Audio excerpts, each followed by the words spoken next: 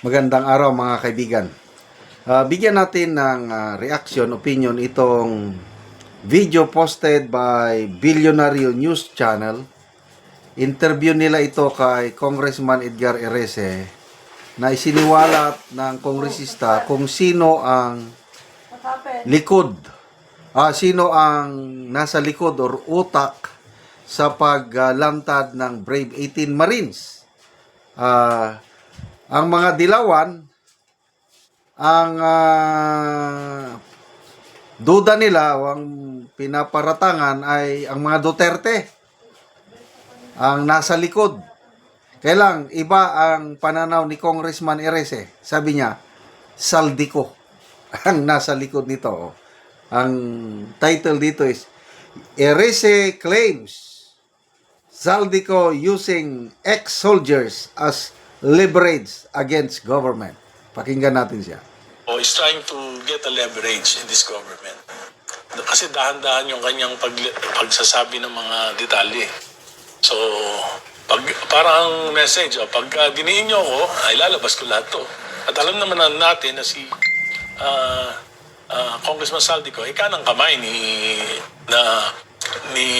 Speaker Martin Romualdez. So parang, pabayaan nyo ako dito, tahimik ako dito sa Portugal, pag ako extradite nyo, ilalabas ko lahat to. So parang this is a clear message to the government na don't touch me or else mukhang na-compromise na rin si Senator Ping Lacson, hindi na nag-iimbestiga yung Senator Rino. Sabi niya, tawag mo, malalaman mo doon kung totoo hindi sinasabi. Ang galing-galing mag-interrogate ni Senator Lacson Congressman Saldico is trying to get leverage in this government. Kasi dahan-dahan yung kanyang pagsasabi ng mga detalye. So, parang message, pag diniin nyo ako, ay lalabas ko lahat to. At alam naman natin na si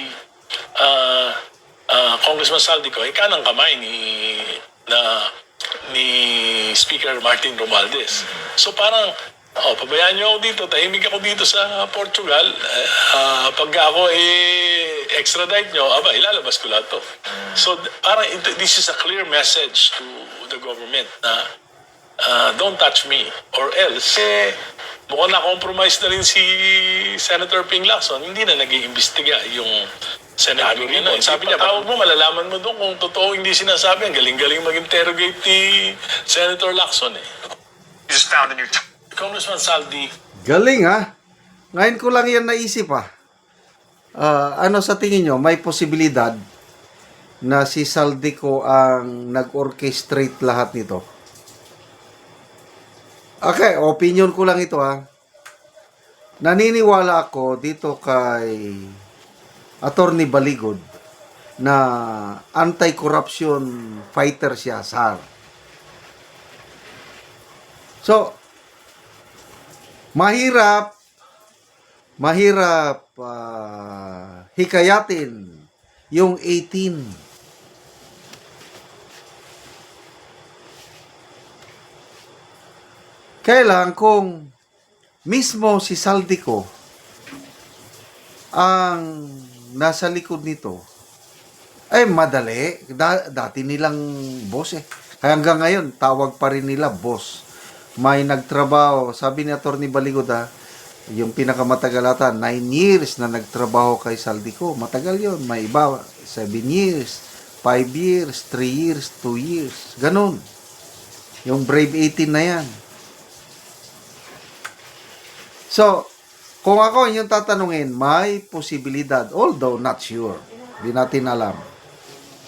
Ito, opinion lang ito ni Congressman Erese na ako, sumasang-ayon nga posible, ginagamit ni Saldico itong mga Brave 18 Marines para warningan ang gobyerno. Marami pa akong balang ilalabas sa'yo. Lalo na ngayon, nagsalita ang Brave 18 Marines. Kung biglang mag-video ulit si Saldico, sabi niya, lahat ng sinasabi ng 18 Marines, totoo yan. Di, patay sila. So, kaya ngayon, tahimik na si Sino bang kuanon? Si Secretary John Vic Rimulya. Siya ang palaging nagsasalita noon tungkol kay Saldico na nasaan na siya, anong ginagawa. Palaging nagpre-press ko niyan. Ngayon, bigla silang tumahimik. As in, wala na. si Pangulong Marcos, nung in-interview siya, nung nasa New York siya, nagkautal-utal sa pagsagot na, hindi, mahirapan tayong makuha si Saldico dahil we need the cooperation of Portugal. Ganon. So, ano na talaga, sariling observation ko lang ito, lumalabas na nagiging inutil na ang administrasyong ito sa pagpauwi o pag-extradite, pagpakulong kay Saldico. Wala na. Nagkasya na sila o kontento na sila nga ang napakulong lang nila si ex-senator Ramon Revilla. Yun lang. Wala na iba. Maliban lang kay Sara Diskaya at iba pang mga maliliit na isda, taga DPWH. Yun lang. Kaya, grabing nitong Saldico.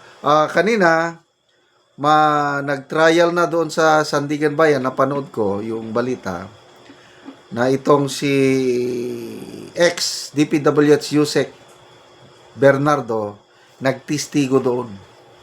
Sinasabi niya na nakatanggap siya ng suhol galing kay Saldico sa mga maanumalyang flood control projects. Kaya talagang isa sa mga utak si Saldico. So clear about that. No question about that. Si Saldico lang ba? Sino ang boss niya? Sabi ni Congressman Erese, ang boss ni Saldico, si Martin Romualdez. Sino naman ang boss ni Martin Romualdez? Di yung diniliberan ng malita. So, salamat Congressman Edgar Erese sa iyong, magbasa lang ako ng few comments. Maylinda Simbahon, pauwiin si Saldico, kaso makulong tong BBM at angkasin. Kaya, hindi nila pauwiin yan. Drama-drama lang yan. Salamat mga kaibigan sa inyong pag-subaybay sa ating channel. Nakakatulong kayo ng malaki sa tribong Talandig ng Bukidnon dahil ang sweldo natin sa channel na ito is pantulong po sa tribo. Namimigay tayo ng libreng yero at pako para makapagpatayo sila ng mas maayos na tirahan. Panoorin nyo ang video na ito. Ang natagaan og sin.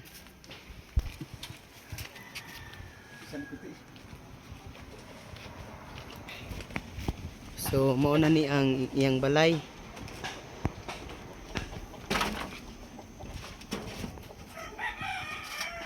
So mao na ni ang itsura sa balay sa ni Angkol sa tagaan na mo Ugero. So makita gid nimo nga mga dako na kayo og buslot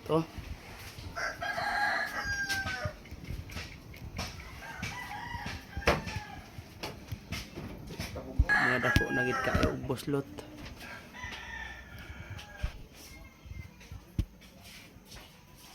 So karon Kol, pila na ni katuig ang inyong balay nga inanin nang itsura sa inyong mga atop? Mga 15 na gini katuig. 15 na katuig. Oo. So, nga naman sa kadugayon na nga 15 na katuig ug buslot na kain yung atop, wala gid mo nakapuli og atop. Mo lagi problema lagi, lisod kay panginabuhi. Lisod kayo ang panginabuhi. Oo, natay makuan ay sa pamilya. Igor sa pamilya gyud. Tungod sa kalisod wala mo nakapalit og yero. Hindi gid makaya pa ito. Di makaya paliton. Bisan pa ang kuan unsa day imong trabaho Kol? Magkuan ra magsakom-sakom. Mag-umalang. Mais. Oo. So naa pa ka estudyante? Naa. Pila ka bukang yung estudyante? Tulo. Tulo. So unsa na yung mga grade? Kay isa na eskwela ako sa college pero gobyerno lagi gyapon nga kuan kay di man ako makaya. Di na makaya gyud. Oo. Tungod sa kalisod. Ang isa grade 11. So lisod gyud. Sa kwa. allowance. Sa allowance sa atong estudyante. No. Mm. Ay dako kay salamat sa Ginoo ug labi na sad sa naghatag sa amo alisin nga maayuhan na gid mo ni among kuan. Yung balay. Among balay. Oo. So salamat ka. Salamat Oo, kayo. salamat Salamat kayo. sa Ginoo.